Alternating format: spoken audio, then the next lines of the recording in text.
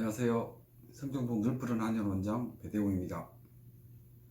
이번 영상에서는 아침에 일어나서 첫발을 내딜 때 뒤꿈치 통증으로 힘들어 하시는 분들을 위해 족저근막염이 생기는 이유에 대해 알려드리겠습니다.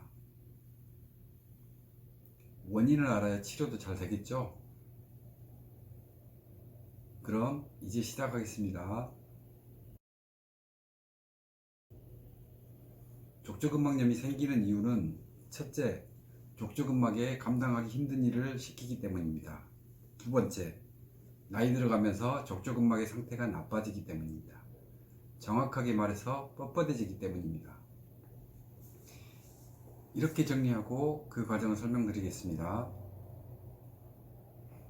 첫째, 힘든 일을 시킨다. 좀 더 자세히 설명해 보겠습니다. 족저근막염의 특징적 증상이 뭔가요? 첫 발을 내디딜 때 아프다는 거죠. 걷기 시작할 때 아프다는 겁니다. 그래서 걷는 과정에 대해 알아야 합니다. 자, 이 그림을 보시면 걷는 동안 근육의 활성도를 보여주고 있습니다. 전체를 다 이해할 필요는 없고요. 그림으로 확인은 어렵지만 8%에서 발바닥이 닿기 시작하며 40%에서 뒤꿈치 떼기가 시작됩니다. 그리고 마지막 60%에서 발가락까지 떨어집니다. 그래서 족저근막에 압력이 가해지는 시기는 8%에서 40% 구간입니다. 이 구간 활성화되는 근육은 중둔근, 소둔근 같은 엉덩이 근육, 대퇴근막 장근 같은 허벅지 옆쪽 근육, 가자미근, 비복근 같은 종아리 근육입니다.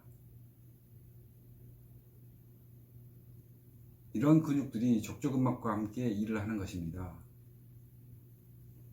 아래 도표는 사람이 서 있을 때와 걸어 다닐 때 개별 근육의 기여도를 보여주는 도표입니다. 100% 일치하지는 않겠지만 서 있을 때는 엉덩이 근육과 종아리 근육, 걸어 다닐 때는 엉덩이 근육과 허벅지 근육이 더 많은 일을 하고 있습니다. 그런데 말입니다. 만약 발바닥을 제외한 나머지 부위에서 일을 제대로 하지 못한다면 무슨 일이 생길까요?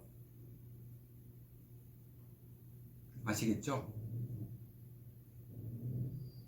그 일부 역할을 족저근막이 떠안게 되는 것입니다. 부담이 그 부족한 만큼 족저근막이 채우는 거죠. 하루 이틀은 어떻게든 버틸 수 있지만 계속 반복된다면 감당할 수 있을까요? 이런 이유로 족저근막염이 생기는 것입니다. 두 번째, 족저근막이 뻣뻣해졌다. 동식물을 포함한 모든 사물은 수분을 머금고 있어야 말랑말랑해집니다. 주방 식탁에 올려놓은 쫄깃쫄깃한 떡도 오래 방치하면 딱딱해집니다. 수분이 증발됐기 때문이죠. 인체도 똑같습니다.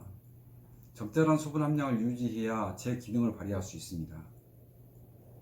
어떤 정형외과 의사가 족저근막의 미세 손상을 설명하면서 종이를 찢는 모습을 보여주던데 정확하게 이 상태를 설명한 것입니다. 근막 내에 히알루론산이 수분을 끌어당겨 조직의 탄력성을 유지한다고 하는데 여기에 문제가 생겼을 때 나타나는 것입니다. 물론 족저근막염에 히알루론산을 이용해서 치료를 한다는 의미는 아닙니다. 이것은 일면 노화의 과정 중 한 가지로 생각할 수 있습니다. 이렇게 촉촉하게 적셔줄 수 있는 것을 한의학에서는 음기라고 합니다. 그래서 이런 상태는 음기가 부족한 음어증의 한 유형이라 생각하시면 됩니다. 추가로 족저근막염이 잘 치료되지 않는 경우 족저근막의 미세한 손상이 회복되기 전에 추가 손상을 받기 때문이라고 설명하는데 한의학에선 인체의 생장 발육을 담당하는 것을 정이라고 합니다. 그래서 이 상황은 정이 부족한 상태인 거죠. 우연인지 필연인지 발바닥을 감싸면서 발의 아치를 형성할 수 있는 힘은 경락상 신장, 콩팥과 연결되며 위에 언급한 음기나 정 모두 콩팥이 관리하는 것들입니다. 이는 2003년 하비리먼트 논문 이후 조직 회복을 촉진하는 치료에 집중하고 있는 점 또한 생장 발육과 일맥상통한다고 볼 수 있습니다. 이렇게 크게 두 가지로 원인을 보고 있으며 이 원인에 따른 치료를 진행합니다. 감사합니다.